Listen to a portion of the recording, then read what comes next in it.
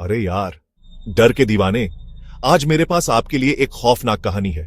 गुरुग्राम शहर की एक कहानी, एक भूतिया फ्लैट के बारे में, जो आपको वहां रहने से पहले 10 बार सोचने पर मजबूर कर देगी।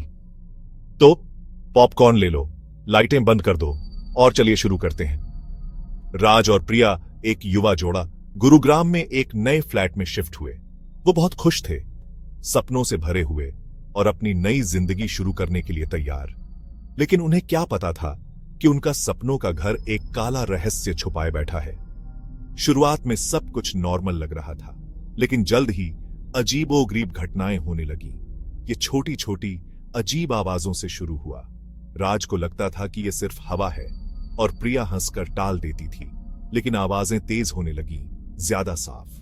गलियारे में गूंजते कदम, रात के सन्नाटे में विस्पर्स। एक शाम प्रिया फ्लैट में अकेली थी। राज देर से काम कर रहा था। वो किताब पढ़ रही थी जब उसे किसी के रोने की आवाज सुनाई दी। ये धीमी थी, लगभग फुसफुसाहट जैसी, लेकिन साफ सुनाई दे रही थी।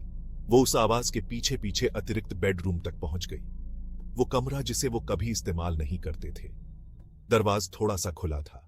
उसने दरवाजे को धकेला और रोना बंद हो गया। कमरा खाली था, लेकिन हवा भारी लग रही थी, दम घोंटने वाली। प्रिया की रीढ़ की हड्डी में ठंडक दौड़ गई। उसने जल्दी से दरवाजा बंद कर दिया और लिविंग रूम में राज का इंतजार करने का फैसला किया। जब राज घर आया तो प्रिया ने उसे रोने वाली आवाज के बारे में बताया। राज ने उसे समझाने की कोशिश की कि शायद ये उसका वहम है, लेकिन दिल ही दिल में वो भी डरने लगा था। दिन हफ्तों में बदल गए और भूतिया घटनाएं और तेज हो गईं। एक रात वो लोग अपने बेडरूम का दरवाजा खुला हुआ देखकर जाग गए। राज को पूरा यकीन था कि उसने सोने से पहले दरवाजा बंद किया था। उन्हें दीवारों पर दस्तक सुनाई देने लगी और एक बार उन्होंने अपने बिस्तर के पैरों के पास एक परछाई भी देखी। जवाबों के लिए बेताब उन्होंने पिछले मालिक से संपर्क किया। उसने बताया कि उस फ्लैट का एक दुखद इतिहास है।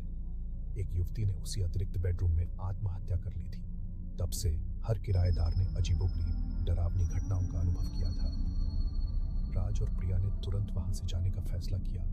वो अब और नहीं झेल सकते थे। जैसे ही वो अपना सामान पैक कर रहे थे, उन्होंने आखिरी बार रोने की आवाज सुनी। ऐसा लग रहा था जैसे वो आत्मा अलविदा कह रही हो। तो अगर आप कभी गुरुग्राम में हैं और किसी भूत या फ्लैट के बारे में सुनते हैं, तो राज और प्रिया की कहानी याद रखिएगा और शायद वहां जाने से पहले 2 बार सोचिएगा।